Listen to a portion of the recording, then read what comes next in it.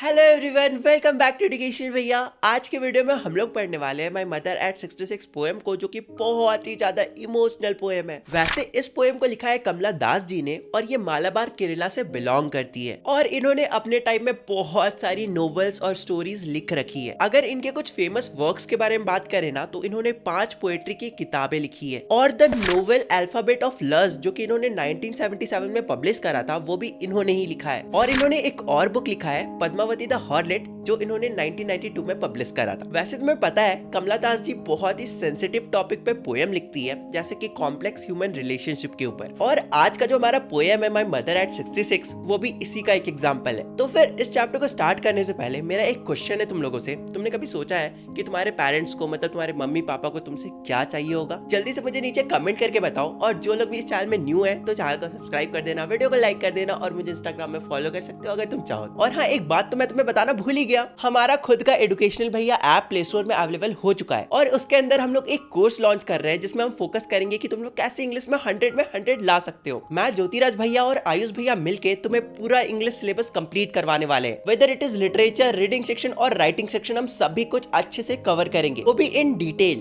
उसके अलावा जो लोग भी इस कोर्स को लेते हैं उन्हें हमारे व्हाट्सएप ग्रुप में ऐड किया जाएगा और तुम लोग हमसे 1-on-1 इंटरेक्ट भी कर सकते हो। तुम्हें मोस्ट इंपॉर्टेंट क्वेश्चंस दिए जाएंगे, प्रैक्टिस करवाया जाएगा और इवन होमवर्क भी दिया जाएगा। देखो, मेरा नाम है कमला दास और ये जो पोएम है ना, ये कुछ ऐसे स्टार्ट होता है। लास्ट फ्राइडे सुबह सुबह मैं अपने पेरेंट्स के घर से कोचिंग जा रही होती हूँ, वो भी ड्राइव करते हुए। तब मैं देखती हूँ कि जो मेरी मॉम है वो मेरे बगल में कार में बैठी हुई है और वो बहुत ही गहरी नींद में सोई हुई है और उनका जो मुंह है वो खुला हुआ है। तभी मैं अपनी मॉम के एजिंग फेस को देखती हूँ। एजिंग फेस का मतलब जब लोग बूढ़े होने लगते हैं ना, तो उनके फेस में झुर्रियां वगैरह आ जाती है, तो उसे ही एजिंग फेस बोलते हैं। इसके बाद मुझे रियलाइज होता है कि जो मेरी मॉम है वो सच में बूढ़ी होते जा रही है और फिर मैं अपनी मॉम के लिए लव, सिंपैथी और पेन फील करने लगती हूँ। और मुझे ये भी रियलाइज होता है कि अब मेरी मॉम को प्यार और केयर की बहुत ज्यादा जरूरत है। जब मैं मेरे साइड में मेरी मॉम की फेस को देख रही थी तो ऐसा लग रहा था कि किसी डेड बॉडी का फेस वहां पे रखा हुआ है और इस मोमेंट पे मुझे मेरी मॉम के लिए बहुत बुरा लग रहा था। और अब मैं इस ट्रॉमा से बाहर आना चाहती थी। मतलब ये जो सिचुएशन था ना, जब मैं अपनी मॉम को देख रही थी और मुझे उनके लिए बहुत बुरा लग रहा था, मैं इस सिचुएशन से बाहर आना चाहती थी। तो इसलिए मैं अपने कार के विंडो से बाहर देखती हूँ और देखती हूँ कि जो ट्रीज है ना, वो भागते हुए पीछे जा रहे हैं। देखो, यहाँ पे एक्चुअली में ट्रीज पीछे नहीं जा रहे थे। जो हमारी पोएट थी ना,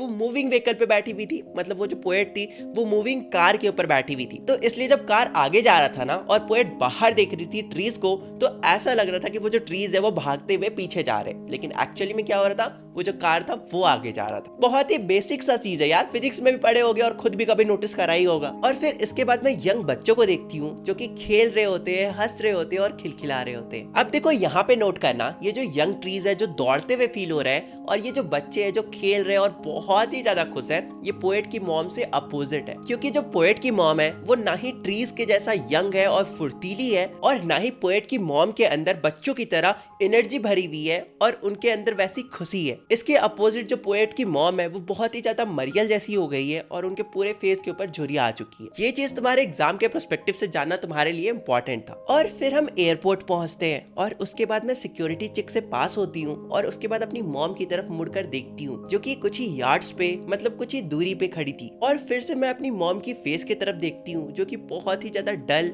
पेल, मतलब बहुत ही ज्यादा कलरलेस सा हो गया था। और इस वक्त मन ही मन मैं अपनी मॉम के फेस को लेट विंटर्स मून से कंपेयर कर रही होती हूँ। मतलब विंटर्स के टाइम में मून कैसा हो जाता है, मून के सामने फॉग और मिस्ट आ जाते हैं, जिसके कारण मून का जो लाइट है वो धरती तक, मतलब हमारे लैंड तक नहीं पहुंच पाता है, जिसके कारण मून बहुत ही डल दिखता है। और वैसा ही मेरी मॉम का फेस भी हो गया था, बिल्कुल लेट विंटर्स मून जैसा। और ये सभी सिचुएशन को देखकर मुझे अपनी चाइल्डहुड फियर की भी याद आ जाती है। क्योंकि जब मैं बच्ची थी ना, तब मुझे डर लगता था कि कहीं मेरी जो मॉम है वो मुझसे दूर ना हो जाए। क्योंकि जब हम छोटे होते हैं, जब हम बच्चे होते हैं, तो हमारी जो मॉम होती है ना, वही हमारे लिए सब कुछ होती है। और ऑब्वियसली ये चीज को तुम सभी लोग फील कर सकते हो। और अभी जब मैं एयरपोर्ट से जा रही हूँ तो वापस से ये जो फियर है वो मेरे अंदर एक्टिवेट हो गया है। मतलब मैं वापस से इस फियर को फील कर पा रही हूँ कि जब तक मैं वापस आऊँ तब तक मेरी मॉम मुझे छोड़कर ना जा चुकी हो। और यही फियर मुझे इस वक्त अपने अंदर महसूस हो रही थी। लेकिन फिर मैं अपनी मॉम की तरफ देखकर स्माइल करती हूँ और कहती हूँ, सी यू सून अम्मा।